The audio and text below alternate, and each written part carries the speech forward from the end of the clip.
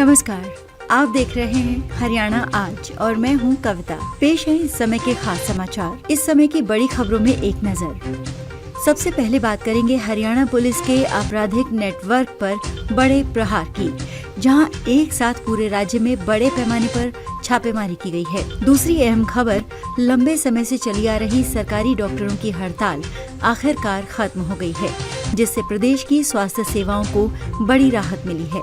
और तीसरी खबर, भीषण ठंड के बीच हरियाणा सरकार ने 53,000 से ज्यादा किसानों के लिए 116 करोड़ रुपए से अधिक की फसल मुआवजा राशि जारी की है। पूरी जानकारी के लिए इस खास बुलेटिन के अंत तक बने रहिए। हरियाणा पुलिस का ऑपरेशन प्रहार, आपराधिक नेटवर्क पर बड़ी रेड। सबसे पहले बात करते हैं हरियाणा में कानून व्यवस्था को मजबूत करने की दिशा में उठाए गए एक बड़े कदम की। हरियाणा पुलिस ने राज्य भर में आपराधिक गतिविधियों में शामिल लोगों और गैंगस्टर नेटवर्क पर नकेल कसने के लिए एक साथ बड़े पैमाने पर छापेमारी की है।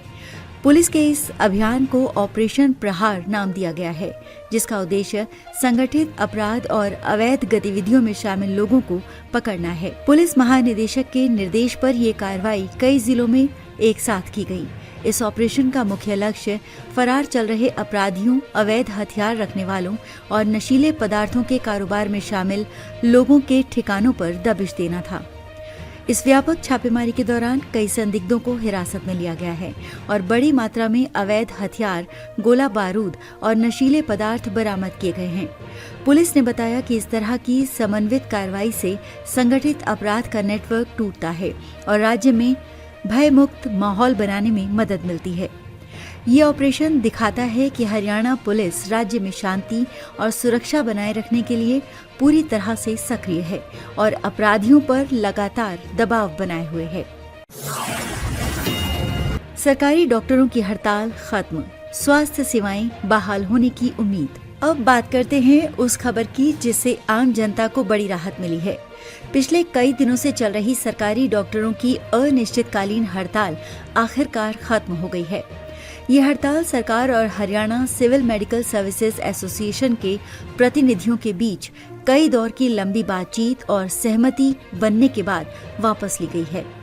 डॉक्टरों ने अपनी मुख्य मांगों पर सहमति बनने के बाद ये फैसला लिया है, जिसमें स्पेशलिस्ट मेडिकल अधिकारियों की सीधी भर्ती को रोकना और सुनिश्चित करियर प्रगति संरचना में संशोधन की मांग शामिल थी।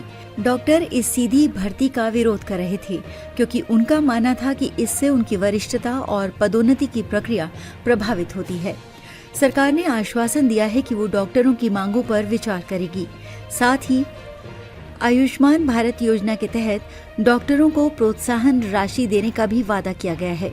इस प्रोत्साहन राशि की रूपरेखा तय करने के लिए एक समिति गठित की गई है, जो 1 महीने के भीतर अपनी रिपोर्ट सौंपेगी।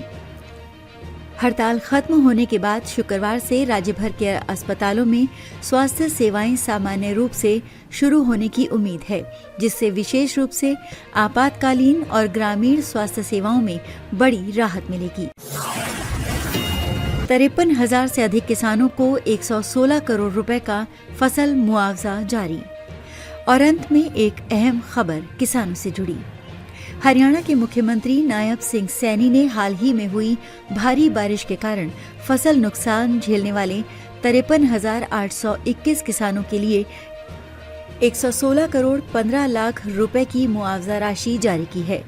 ये मुआवजा उन किसानों को सीधे उनके खातों में दिया जा रहा है जिनकी फसलों को अगस्त और सितंबर महीनों में भारी बारिश और जल भराव के कारण नुकसान हुआ था। जारी की गई इस राशि में बाजरा, कपास, धान और ग्वार सहित विभिन्न फसलों के नुकसान की भरपाई शामिल है। मुख्यमंत्री ने कहा कि सरकार हमेशा किसानों के साथ खड़ी है और उनकी फसल के नुकसान की भरपाई समय पर सुनिश्चित करना सरकार की प्राथमिकता है। उन्होंने ये भी बताया कि 5 लाख से अधिक किसानों ने ई क्षतिपूर्ति पोर्टल पर खरीफ सीजन 2025 के दौरान फसल नुकसान के लिए पंजीकरण कराया था, जिसमें से गहन जांच और सत्यापन के बाद 53,821 किसानों को ये मुआवजा जारी किया गया है। ये फैसला ऐसे समय में आया है जब राज्य के कई हिस्से कड़ाके की सर्दी की चपेट में हैं और किसानों को ये आर्थिक सहायता बड़ी राहत देगी।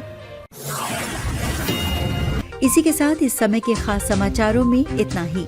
आपसे निवेदन है कि हरियाणा आज को सब्सक्राइब करें, इस वीडियो को शेयर करें और आपकी नज़र में इन खबरों में से कौन सी सबसे महत्वपूर्ण है ये कमेंट बॉक्स में जरूर लिखकर बताएं।